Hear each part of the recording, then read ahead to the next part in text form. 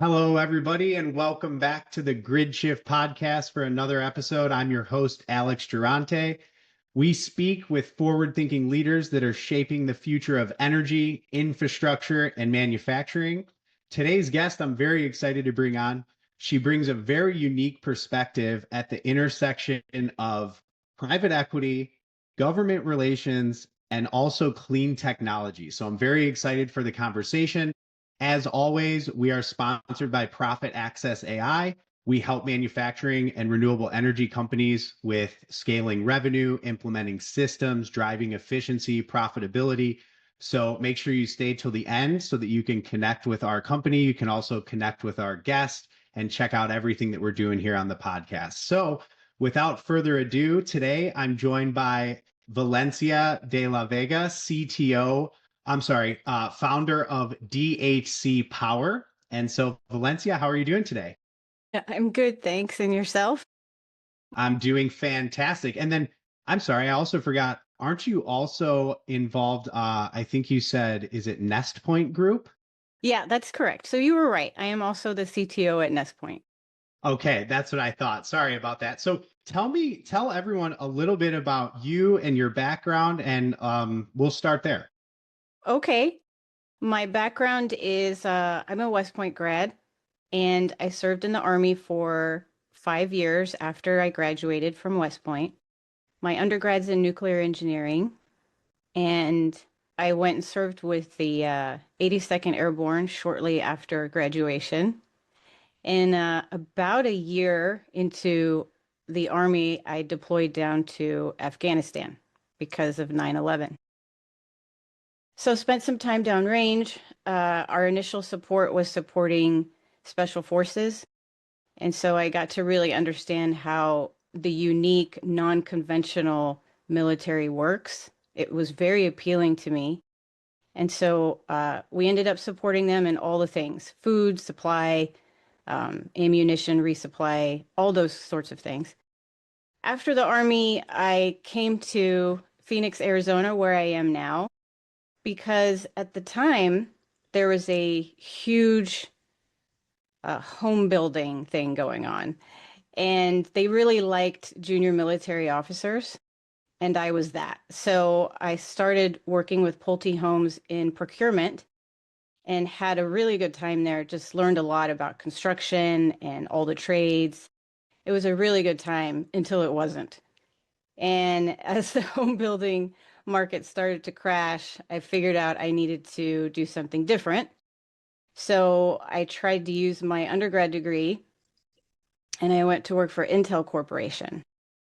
And I combined a little bit of my engineering background and at that point, my business background.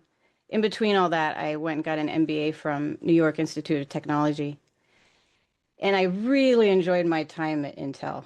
It was quite a wonderful experience learning about manufacturing in all over the world and learning about the discipline for the most precise type of manufacturing there is.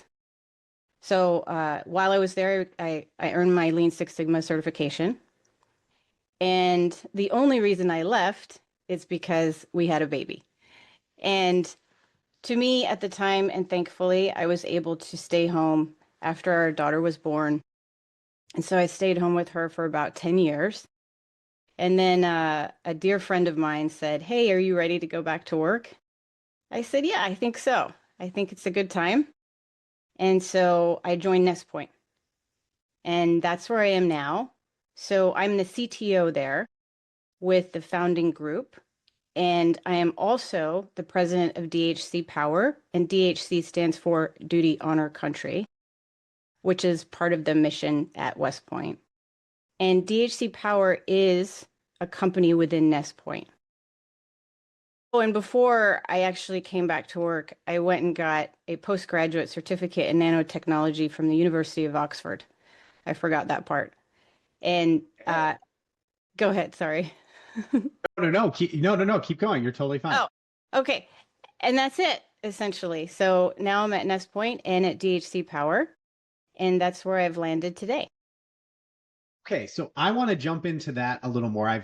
We've had a little bit of a conversation before the show, and obviously done my homework and looked into your company and what you guys are doing, but I want to make sure I'm understanding correctly. So, NestPoint, from my understanding, is a hybrid private equity and government relations firm.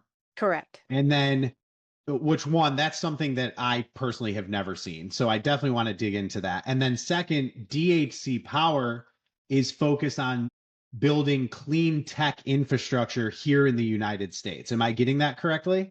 Correct. I would add one other thing to DHC Power. We are also the ones who are bringing most novel new battery technology to the federal government. Okay. So let's jump into we covered your background a little bit, but I want to jump into, the mission behind NestPoint and DHC Power. So what is the real mission and how do these two companies fit together? It's such a great question. And you're right, it's very unique. We are Yes. definitely one of a kind. And the co-founders, our chairman, Henry Huang, and our co-founder, John Thomas, are also a managing director. They came together after being friends for 20 something years and said, we want to build something special and unique. And John had come from a government relations side, and Henry had come from business development side. And they were really good friends. And they said, what can we do together that would be something special? And so NestPoint was founded. And the meaning behind NestPoint is finding new opportunities while they're still very young and in the nest and growing them out of the nest. That's the vision and the mission behind the name Nest Point. So bringing them from early stage, beginning stage, and graduating them to the world. And I really like that because it's meaningful. And it's also something quite revolutionary in the sense that it's not just about business development or giving a company money or leadership in order to be successful. It's also about helping them navigate the complexities of our current administration and also the future. The globe is very different than what it was just 5, 10 years ago. And being able to navigate that from a business owner perspective, even from very small companies to very large companies, can become quite complex, especially as we've all been experiencing so many changes within even the current administration. And so being able to navigate that kind of complex world is something that I would argue, and our co-founders would argue, people need help with. And John and his group on their side of NestPoint, they have that expertise, they have that knowledge, they understand policy, they understand, when an executive order comes out from the administration, how to manage that, how to navigate it. Tariffs are another example. How do companies manage the tariffs and navigate that road? It's all very complex. It's not just, hey, I'm going to go start a company and sell some stuff and make some money. It's not like that anymore. And the supply chains are complex and the political climate is complex. And so what NestPoint does is we help assist that part of being a business owner or developing business. And that's kind of that kind of sums it up. What is DHC Power in that? Well, DHC Power is one of those companies that came from the Nest. And as we were looking at clean tech and new technologies that were coming, we said, what is a good way for us to kind of put all these new technologies together and package them up nicely for the federal government to use? And there's a little bit of American patriotism behind all that. My experience downrange and my experience in the military, I saw a lot of things that could use some improvement. And with these new technologies that are out there, I felt eager to bring those to the federal government and specifically the special forces, because they really are the tip of the spear. They're more open and willing to try some new technologies. And kind of how it works is the special forces will try a new technology, and then if they adopt it, the conventional military will take it over. And it even waterfalls to other services after that, like Department of Homeland Security or the FBI or the CIA. So that's usually one of the ways that new technologies gets into our federal government. But what we were saying was they are missing out on a lot of the new technologies that are out there in the world, particularly from China, because of the political climate. And we wanted to make sure that Americans, American citizens, and also just the security of our nation wasn't compromised because of this certain political climate. And instead figure out a way to bring these technologies that the Chinese have had 10, 20 years to develop ahead of us to the military, to the special forces, by making sure that it was vetted, secure, and safe for not only our military, but the United States in general. Okay. So, okay. Breaking it down into NestPoint and then DHC Power, I want to focus on NestPoint a little bit because I'm understanding you're really combining government relationships with capital strategy, and it really is unique and one of a kind, as you just explained. But to break it down, and maybe I'm oversimplifying, what problem are you solving that others aren't? Because it sounds like there's no one else out there that's doing what you guys are. That's a really great question. So the way that we see it is, what are the things that the policy and decision makers care the most about? And if it has to do with the security of the United States, if it has to do with making sure that Americans have access to energy now and for years to come, how do business owners make sure that they are compliant with these new regulations and new policies that get put in place and can also be successful? So let's take company A, who wants to sell a widget, but that widget comes from China. And right now, there's a lot of discernment as it pertains to anything that comes from China that is within the new technology or technology space.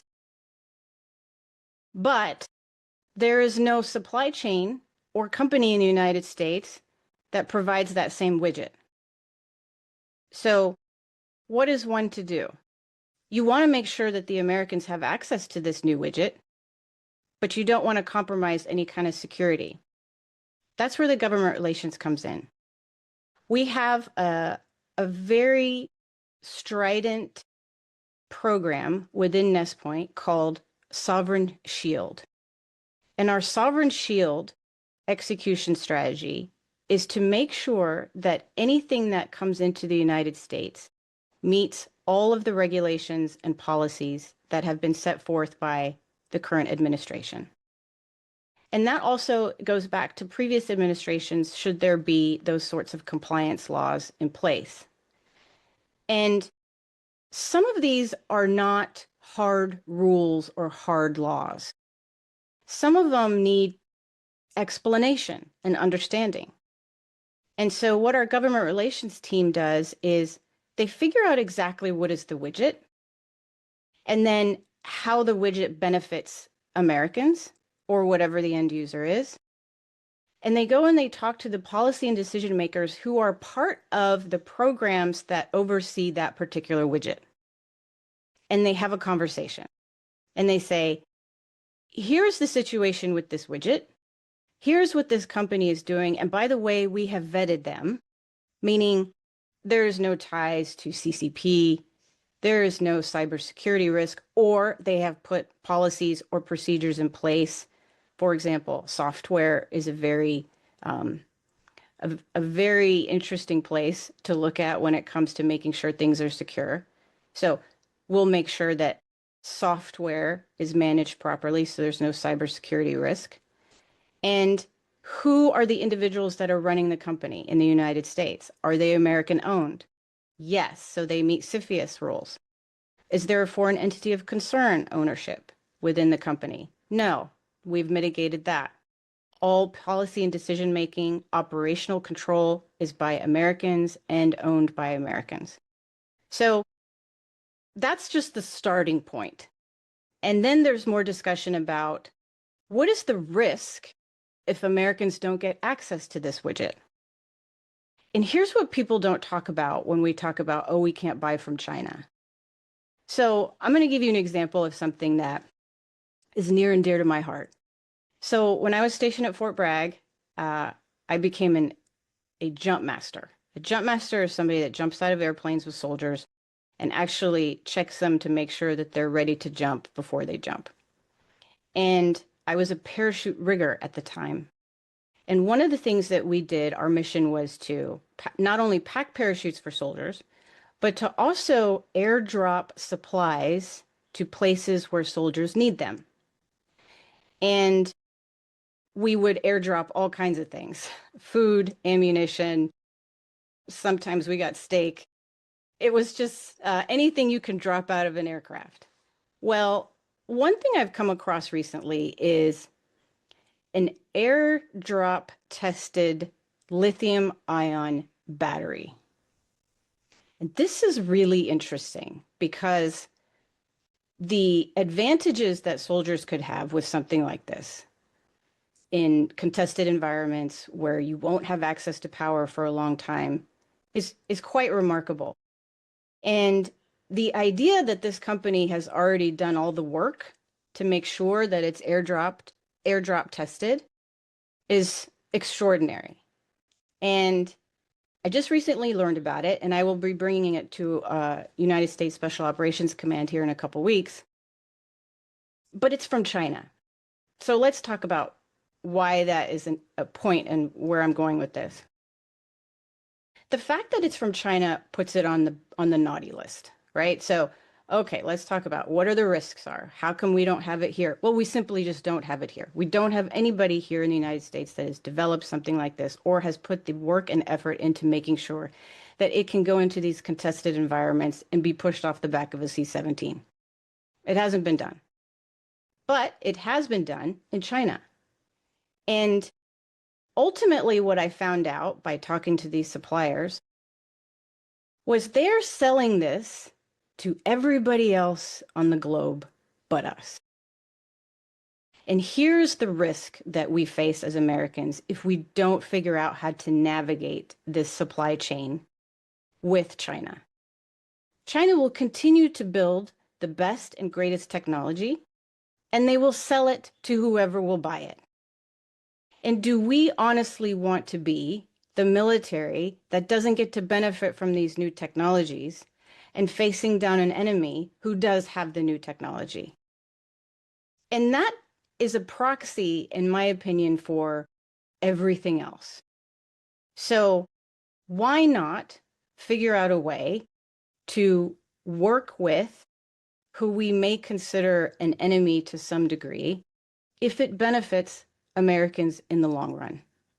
And having those kind of conversations with policy and decision makers is very key because they're given a mandate, and the intent of the mandate from the start, of course, is completely understandable. The security of our nation, the security of American people, not wanting another country to benefit from American taxpayers. But ultimately, there needs to be an understanding about where we are, and let's look in the mirror and have a nice, long, hard look at where we are in terms of our technology development here in the United States. And the fact of the matter is, we are 2 decades behind China in a multitude of technological development, but primarily when it comes to battery storage. And that's why DHC Power is focused on that. Because we simply cannot overcome how far ahead they are in terms of their manufacturing expertise. And oh, by the way, they all are vertically integrated with the mines that supply all the materials that make these batteries. We can't overcome that either. So 20 years ago, the Chinese figured out the best way for them to make sure that they could get an edge is to start all of their mining. And they did it well. And now they have these very sophisticated supply chains, vertically integrated with these very sophisticated battery manufacturing companies that we cannot replicate here in the United States. Not now in the next 2 to 3 years, and certainly not in the next 10. So having that kind of conversation and educating policy and decision makers about where we are in terms of our technology status in the United States is very helpful. It's just, let us tell you what's going on so you have a better informed decision about where you can make exceptions. And that also comes with developing a relationship. And so our government relations team does exactly that. They develop that relationship. One of our core principles is trust. We have to build all of our relationships on trust and transparency. And so that's what we're doing differently than, I think that answers your question about what are we doing that's so different? Yeah. And it's that. Again, I think this is, I don't know of all my research that I did, I don't know of anyone else that's doing this the way that you all are. And I want to shift and focus a little bit on DHC Power's strategy, right? You're focused on clean tech, obviously, specifically batteries. What's the actual strategy behind DHC? That's a great question. So DHC Power is focused primarily on selling new clean technologies in the battery space to the federal government, primarily the military. So are you building, partnering, are you integrating? Like, where do you guys sit in the value chain? That's such a good question. Okay, I'm sorry I keep saying that, but your questions are so good. No. So this is how it works. Myself and my lead scientist, we find new tech in the battery space.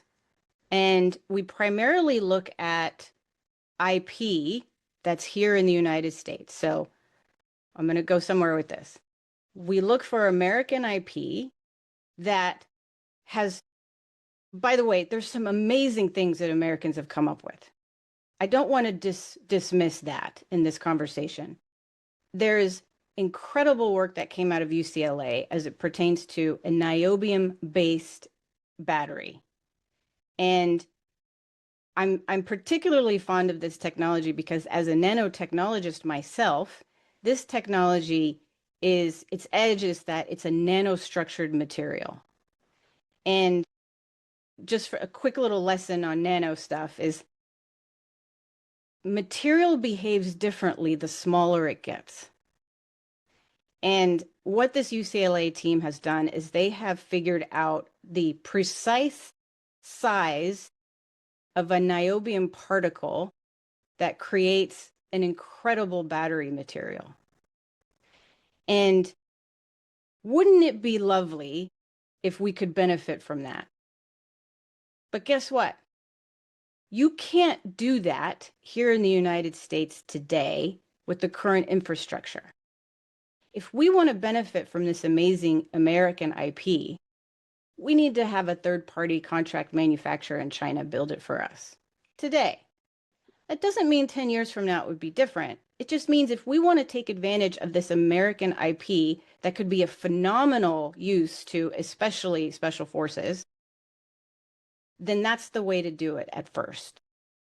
Sure, we have a plan to onshore some manufacturing as it relates to newer processes enhanced with AI and optimization.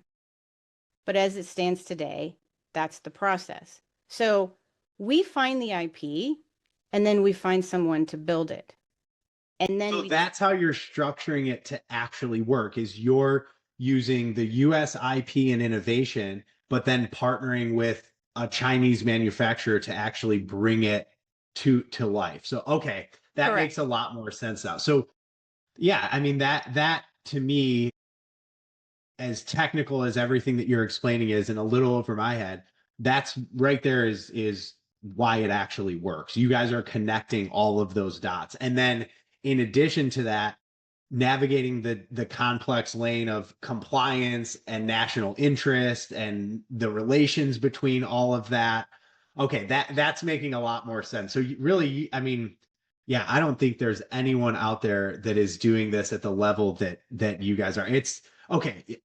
You have my head thinking so many things, but I want to touch on the AI and systems thing that you just had mentioned. So, and you brought this up in our last conversation too, like how you guys are using AI and systems and applying it to operations. I think you mentioned about, even with robotics and manufacturing. So, direct question here. Where do you see AI having the biggest immediate impact with what you guys are doing, but also on a broader scale with energy and manufacturing? Right. Okay. So let's start with the broadest impact. So again, putting my nanotechnology hat on, are you familiar with tiny ML, tiny machine learning? I'm familiar with machine learning. I didn't know of the tiny variation, but go ahead. Okay, great. So tiny ML is essentially we believe that it is time to take AI out of the cloud and put it onto the product. And what we mean by that is we believe in making the products smart. And you can do that with tiny ML. And one thing that we are doing right now for United States Special Operations Command is we are making wearable batteries that are enabled with tiny ML. That means that they are enabled with AI. We believe this is the future. Wearable batteries that are autonomous, that can make decisions about how they manage their own power. And one of the reasons why this is incredibly appealing to the military in general is because it gives information to the commander about the state of their battery health across all of their devices. So there is no longer the need to manage individuals to manage their individual power. But because it is a smart battery and it has been given instructions on how to manage its use, it becomes one less mental load for commanders to be concerned about. So how does that align with our robotics initiative? So one thing that we have at NestPoint is we also have another company called Spacious. So it's like DHC Power, but it's Spacious AI. Spacious AI is a company that has, over the last several years, collected an enormous amount of robotics performance data. And what that means is, I want you to imagine a 500,000 square foot warehouse where nothing but humanoid robots are doing activities over and over and over again. And there is a record of all of those activities into one centralized data location. And that data is what will help train the future humanoid robotics of the world. And each of those humanoid robots will need a battery, and they will also need some type of AI. And we believe that the future is not just enabling the robot to have access to AI in the cloud, but that the robot itself will have tiny ML or have onboard AI so that it can make decisions without being connected to a cloud.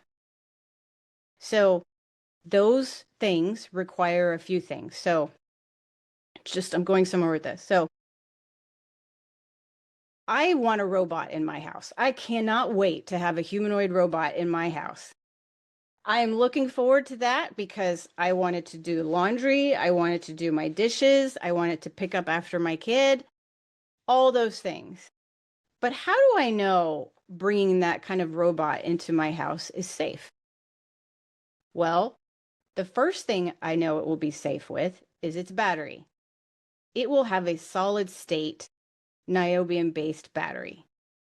And why is a solid state battery more important than a liquid electrolyte battery? Well, we know that's why you can't check your lithium ion battery in checked luggage because it might catch on fire. Well, you don't have to worry about that with solid state. It's safe and it will not catch on fire. And the niobium in it prevents it from heating up. So you've got two edges there. And then the niobium also allows for fast charge. So you have your humanoid, and right now, a lot of these humanoids aren't lasting very long because they require so much power, but you want to keep them light. And so they're constantly swapping out the batteries. Well, you want the batteries to last longer. So that's where we come in. So DHC Power and Spacious have a connection. And it's a wonderful synergy because we know what those robots need to be successful in terms of power delivery and safety. And DHC Power knows where to acquire the technology to make that happen. Wow. Yeah, I second that. I'm excited for those days too, to take care of a lot of those trivial tasks, as I call it. Wow, that I can't believe what you guys are doing. And okay, so how I want to switch a little bit into leadership and decision making, because you're operating in what I would consider a really high stakes environment, right? You have policy, you have capital, there's global dynamics, there's AI, there's technology, there's so many different things coming into this. What's your framework for, and this is really to help everybody, because I think decision making, I think sometimes entrepreneurs, leaders, they struggle with making those hard decisions, right? So I want to know, what's your framework for making decisions, especially when there's no clear answer? How do you go about that? Mm. So our chief operating officer came up with this brilliant plan to organize within our group a corporate development team. And this is, I love this so much because this is ultimately, I think, what determines success or not. And so we look at a lot of companies and we start with the corporate development team and we do a triage. First, I'm responsible for vetting the technology. We do deep dives. Is it valid? And then the rest of the team looks at the total addressable market. But while we're doing that, we have this principle called via negativa. And this is addition by subtraction, or what is not valuable today. And it's a very critical step that I think a lot of companies miss when they're looking at new opportunities. And it's hard because there's always one little thing that you think, well, maybe this company has edge here, or maybe if we did this, we could make this company successful this way. But the fact of the matter is you have to be very disciplined in how you look at if a company or a technology has edge or not. And via negativa is the founding basis for how we look at all things. And so I'm using that as an example within our corporate development team, but we use that in our daily decision making. Leadership is constantly looking at addition by subtraction. We run very lean, and we are all very well versed in AI. And I think that this is critical for all companies right now. We have recently seen the data on those who are adopting AI and those who are not. And the numbers speak for themselves. So we believe that AI is part of the decision-making process, 100%. And incorporating it into our daily activities, our daily operations, embracing it, understanding it, learning it, knowing when to implement it, and knowing when not to as well. And so decision-making focused on addition by subtraction, our leadership team is very hands-on no job too small, which the whole leadership by example really resonates with me because that's what I was taught as a cadet at West Point. Leadership by example. And so we all represent each other when we need to. We all support each other when we need to. There's a lot of trust and transparency. If something isn't working, we speak up. And I think that's the key to success, especially in today's age. I love the way you explain that. And you made me think of, because you were touching on AI and how integrated it is with what you guys are doing, even with the decision making. I want to simplify that for our listeners, especially ones that are founders and owners of companies, whether they've been around for 30 years or they're a startup. What do you think, or not what, where do you think companies are overcomplicating things with AI? Because a lot of people are overwhelmed versus where they're missing the opportunities, right? For a lot of people there, they don't even know where to begin. Sure. So where would you say some of the low-hanging fruit or the missed opportunities are for businesses that know they need it, the data's out, it's staggering when you see the difference between companies that are implementing it and embracing it versus not. But where do you think companies can just start, and where are they maybe missing very simple opportunities they could be going after? Great question. So this is where we've seen this work. So you're looking at a small company, and they're saying, we need to do AI. We need to do AI. And we say, yeah, okay. And at least they are open to it. That's the first part. There are some companies who have managers and leaders in place who are not. And our message to them is, it is at your peril. If you do not adopt AI into your workspace and your company, it is at your peril. So the first step is to just be open to learning. And I think one thing that we tell companies is it's not as big of a hurdle to learn as you think it is. Start small. Start with ChatGPT. See just how ChatGPT can make an email that you're writing to somebody better. Just look at how ChatGPT can give you advice on how to schedule or put together your next meeting. And once leaders see how easy that is, they are more willing to say, all right, let's everybody get on board. And I think also, I actually have a friend of mine who is going through this right now, is where he has some employees who don't want to get on board. And his message to them is, if you don't want to learn this, you will not survive. You will not survive in our company, and you will not survive in today's workforce at the level that you are today. And so I think it takes a leader of a company to say, I know that I feel like this might be hard on me and my people, but I'm going to be open to it. And I am going to do what I can to not only learn myself, but to make sure that I have individuals within my organization who are learning. I think that's the first step, is just be open. And what I would say is, I don't overcomplicate it by going out and buying some really fancy, expensive package. Start small and make it affordable until you learn, okay, Opus works for us. Claude works for us. We're good with just ChatGPT. There are so many different options out there, and they can be tailored for your particular line of business and how much you actually need. My colleague in the corporate development team, he's already created his own, his own Claude bot. He's got his own agent. I love it. It's so much fun, but that's not necessarily something that everybody needs to go out and do. And so I think there's just being open to the idea and going from there.